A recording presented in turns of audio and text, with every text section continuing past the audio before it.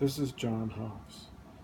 I'd like to do a review of Quentin Tarantino's movie from 2007 called Death Proof. And it is unusual in that it's part of a double feature that was made to be, which was intended to be a double feature, called Grindhouse. The other picture is directed by Robert Rodriguez, and each of them contribute their vision of the 1970s exploitation movies of different genres, low budget action movies, and those movies typically played as double features in drive-in theaters or in seedy downtown former movie palaces. And so it's Tarantino paying homage to that era. Actually, the name of the uh, double feature of the two films is called Grindhouse, which was a nickname for that type of movie theater, Grindhouse. So the Tarantino contribution is two films within one film.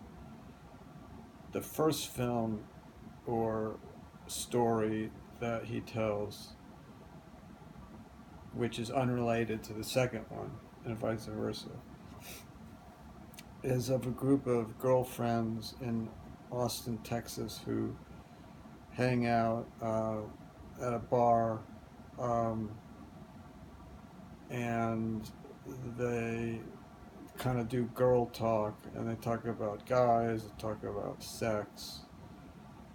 They drink a lot, they're brash, they're tough, and they encounter a very shady and scary character played by Kurt Russell named Mike, the stuntman Mike. And he has this very deep scar that covers his whole face from his hairline down to his chin. And he's very grizzled. And he offers to give one of the girls a ride home that he meets in the bar that the girls hang out in. And he explains to this girl that his car is death proof, that in the stunt business they make cars so reinforced with steel and protective design that it would be, hypothetically difficult to be killed in one of these stunt cars.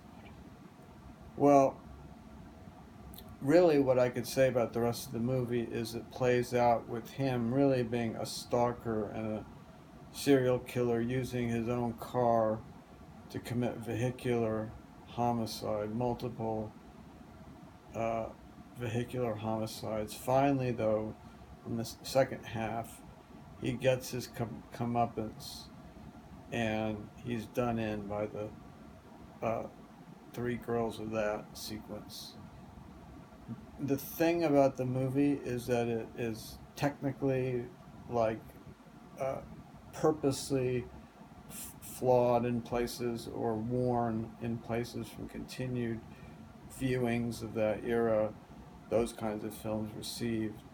There's some jump cuts and there's some scratches in the film. It's very well made, and amazing to me was that not only was he the writer and director, but Tarantino was also the director of photography, which is a very impressive credit. And I want to give the movie an A. And I rate it as one of his best films.